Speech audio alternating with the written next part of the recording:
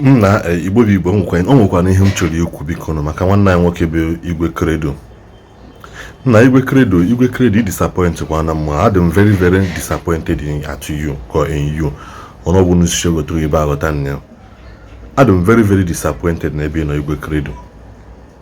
Nya out of upon ihe niile omenala mere ga arobi na agụgụ mere gị.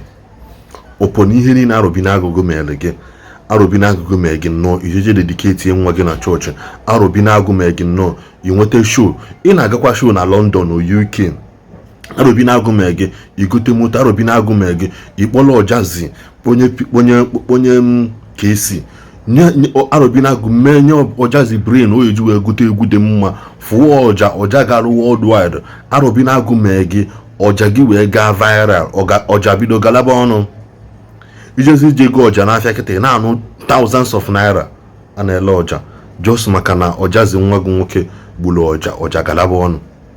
Ọpọ ihe na arobi na agụ mere gị nya iwe kala obi wee bịa support Zion. Ebe ya support bụ Evangelist Ebuka Obi. Igwe Credo I'm very very disappointed n'ebe nọ.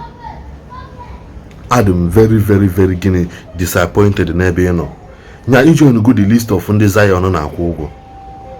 Ije onugo the list of ndị Zion na-akwụ ụgwọ. Ha na-akwụ so no naanị nwere na so you can be manipulated and can be bought ka support Zion. Igwe Credo. Onwekwa ihe ọzọ m chọrọ ikwu maka gịnị onye ọbụla gbaala eni ya. I don't see the reason why Iwaji put like this. Inwe the gods na go bicha go this Zion big men go bi again. Iputaza kuibele Zion kuibele ha. Ko ina ha fa arrange na ha na-eme. Onye na half arrange ina half ka esi abandon mama ina half ka esi eme arrange ana asị na ndị mmadụ folo ụzọ ina half arrange ihe eme miracle nwa onye Igbo anyị ina half arrange eme megide arrange ma mecha nwoke manụ ọbịbịa nwụọ upon that arrange na ha na-eme apụta Igbo amasị na gwa na ya ofu mkpụrụ onye nwere ofu mkpụrụ onye ịma na Zion ya apụta na si na ehe ilili ya ka o nweta ihe ọ na-achọ. Ejonwa arrange Igwe Credo ikaba arụ eji this arrange movement anụnwa na support this arrange movement a.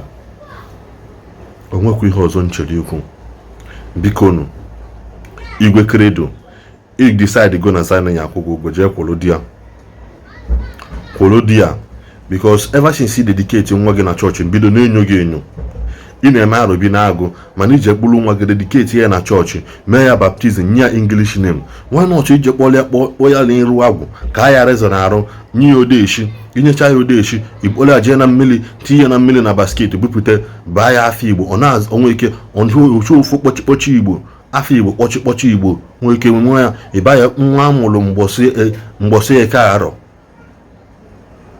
yotago nwa ga na-aza Igwe Credo Junior nwa amụrụ mgbọsị eke arọ mana ịkala obi jee chọọchị jee dedicate nwa gị na Catholic Church mee ya baptism for that matter.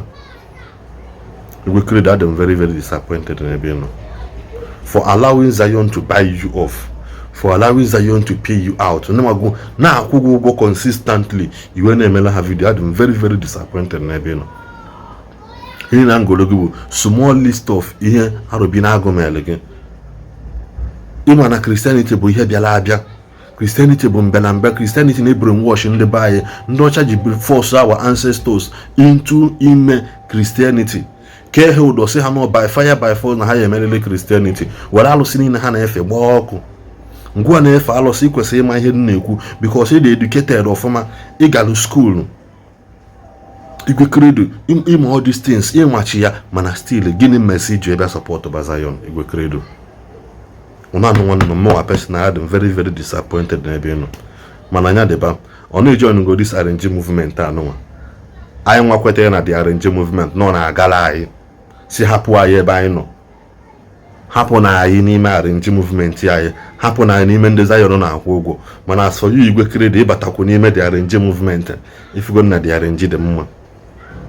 Amara m ego ndị Zion big men ụpụ gị meju ebe jeo na because somebody like me onwe bụ onye kwugo m ụgwọ sị m bịa kwuwe mana mma na-ekwu mfu eziokwu nkwue maka Igwe Credo nke anụ nwe ime ọ dịkwa m surprise mana nsogbu adịrọ ihe onye si ka akpọbụ ya ka ya akpọbụ ya biko nụ Igwe Credo welcome to the RNG movement. Thank you for speaking out for our brother Evangelist Ebuka Obi.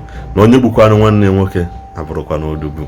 Thank you very much. Bikene necha video kabaru share ya ka onye ọzọ fọkwana ihe n'afọ ka ọ dịnụ.